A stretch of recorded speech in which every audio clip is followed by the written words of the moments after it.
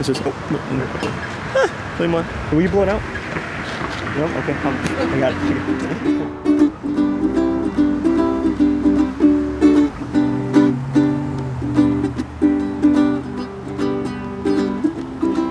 We're in Colon, Michigan, the magic capital of the world.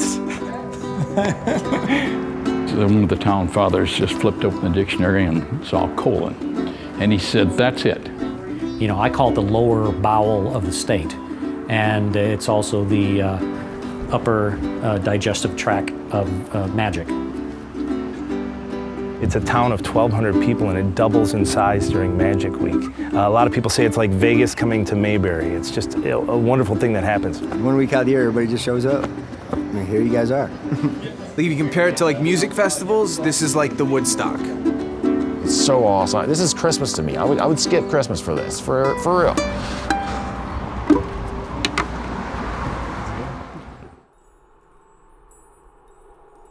Okay, I'm Greg Bordner, and I'm the president of Abbott Magic Company here in Colon, Michigan.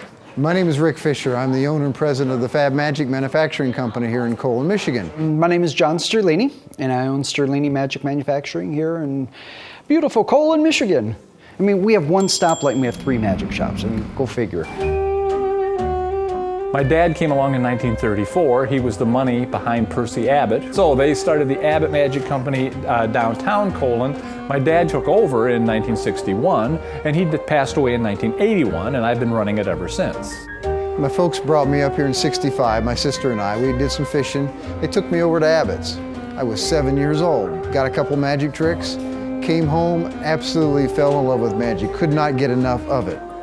The Abbott children were good friends of mine, and so they were the first to jump on board and say, what can we do to help you open up a new magic company?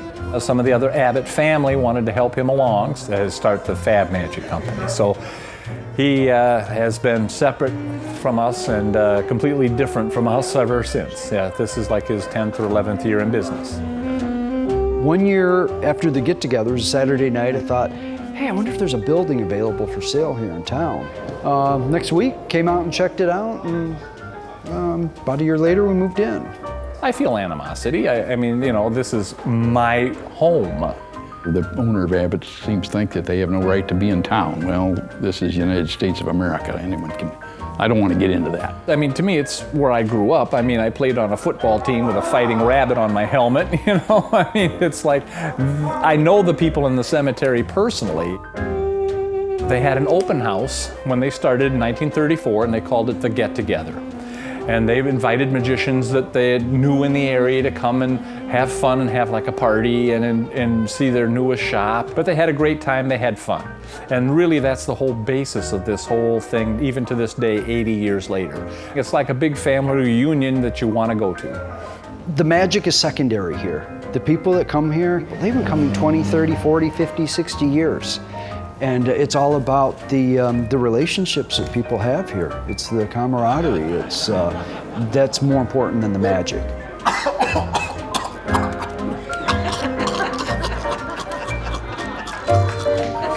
There we go. It takes place in the middle of cornfields. We're surrounded by lakes. I love to fish, I love boating, I love water, I love magic, and this is what it combines. My mom used to bring me up here, and I was 13 years old. It was for the 50th get-together back in 1987. So these are people that aren't just magicians, they aren't just friends. I consider them family because we've grown up together. The get-together itself, hosted by Abbott's Magic, is 4 days. It's Wednesday through Saturday. There are lectures during the day. There's a dealer room where we can buy new magic. And then each evening, there's a big show in the high school. There's magicians on that act. They're the top cruise ship entertainers, top Vegas entertainers. It's a top-notch show that you see.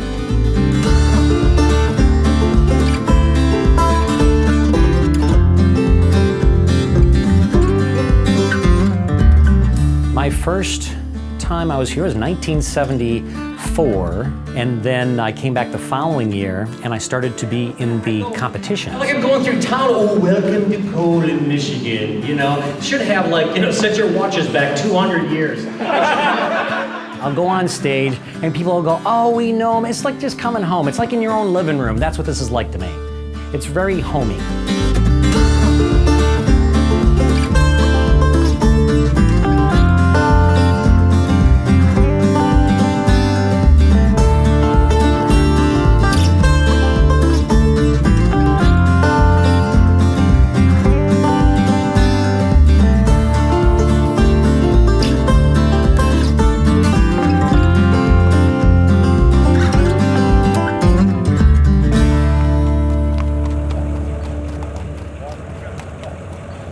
Hey, Doc, come here. They want to interview somebody really important.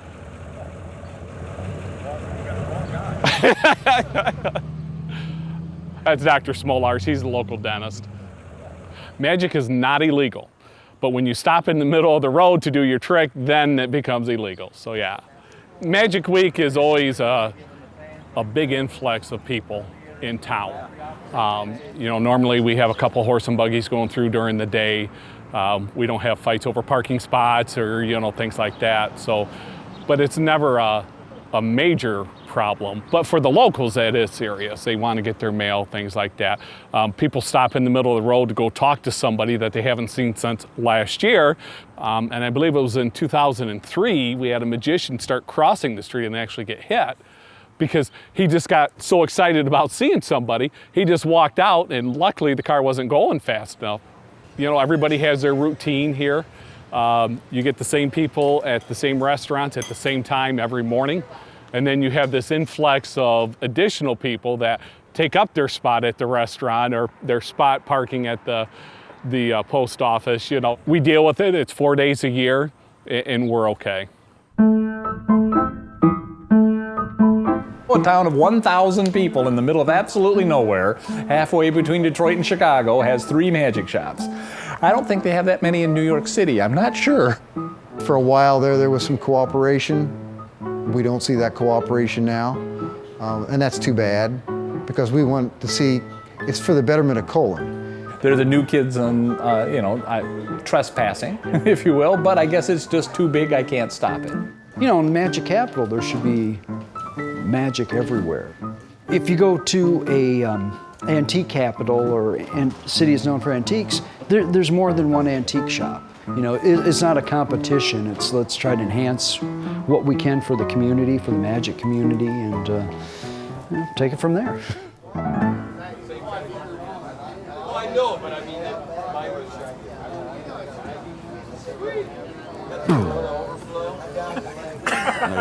I had a cochlear implant. I got it turned on December 21st, 2009. People that know me just a couple days ago came here. You can hear now? I was wondering because you're talking so much better. He didn't even know. He didn't know. I was going from profoundly hard of hearing to deaf between about the age of 17 and 20. So that's when I found magic at the same time. When you lose one of your senses like that, whether it's blind or deaf, people close in, you know, they avoid social interaction, you know, because they feel uncomfortable. But because I was getting into magic, I craved to get in front of people, to do magic for them. So that kind of kept me out of my shell, and I didn't have to hear them. I became center of attention, so they listened to me. So if I didn't go deaf, I probably wouldn't be a magician right now. Okay, go like you say, wiggle, wiggle, wiggle. I was a bully as a kid. I used to pick on this one kid. One day he just went off on me and beat me up and changed my life. And so I thought, well, I gotta figure out a better way. And then one day I went to school and there was a big circle around this one kid. And I went over and he was doing a very basic trick that he had gotten from the drugstore. So I asked him, I said, hey, can you show it to me? And then he showed me how it was done. And it was right then and there. I was 11 years old. I said, well, this is what I'm gonna do. I'm gonna do this for the rest of my life, guaranteed. You want to get out now, buddy? No, you don't want to get out? I never got the opportunity to come here until I was old enough to get myself here, get the money to come here. And I'm not sure if this town didn't exist, if I might be putting gas lines in mobile homes, hating my life right now. I did that actually for a while.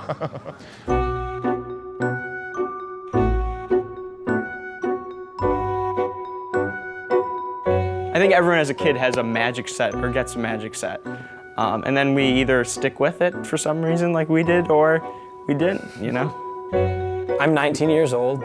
I'm a freshman in college right now. I actually started to do magic when I was in 7th grade as a way to pick up girls, no joke.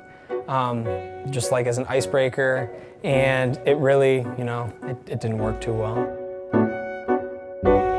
The word train spotter in England is a guy that stands on the end of a station and when the trains come through, writes down the numbers on the trains. They're usually a bit, they're a bit mad, these people. And they're what we call train spotters in England. Magicians, I think, are one step above train spotter.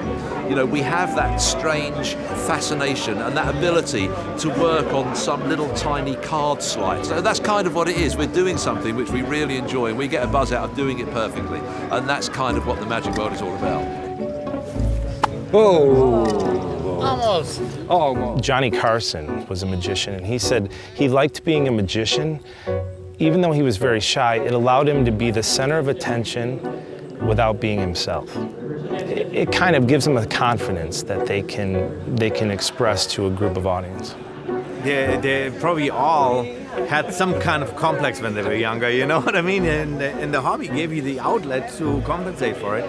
And so you grow with it, and then through magic, you become a total different person at the end, you know? 1, 2, 3, and 4. This is really fun, just for you. As they change into 400s, because that's what everyone wants, right? I think magicians always want to show people something that they've never seen before. And I love to make people laugh, I love to entertain them. And I think when we get together here, there is that brotherhood of magicians. You know, we live in a world where things are changing so rapidly. And every year when we come to Colon, there's things that are still the same.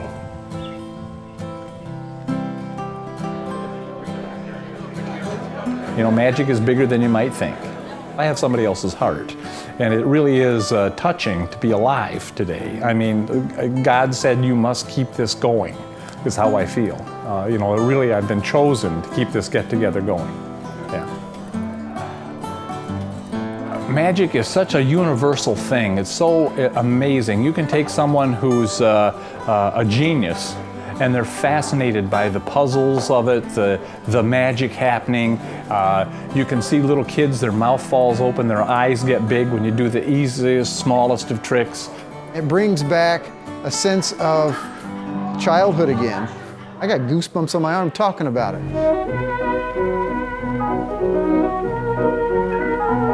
Santa Claus used to come and visit me every year for Christmas. And that was like the most magical thing in the whole world. And I think every magician, you try to capture that. You try to, this is something that's just not possible, but yet I'm doing it for you, and creating that, wow, that was cool. If you can create something and do it in their hands right in front of them, wow. We're gonna have some fun right now. We're gonna forget about everything that's going on in life and just be kids again. When you're smiling, the whole world smiles with you. When you're laughing, the sun comes shining through. But when you're crying, you bring on the rain, so stop your sighing. Be happy again, keep on smiling, 'cause when you're smiling, why the whole world keeps on smiling with you.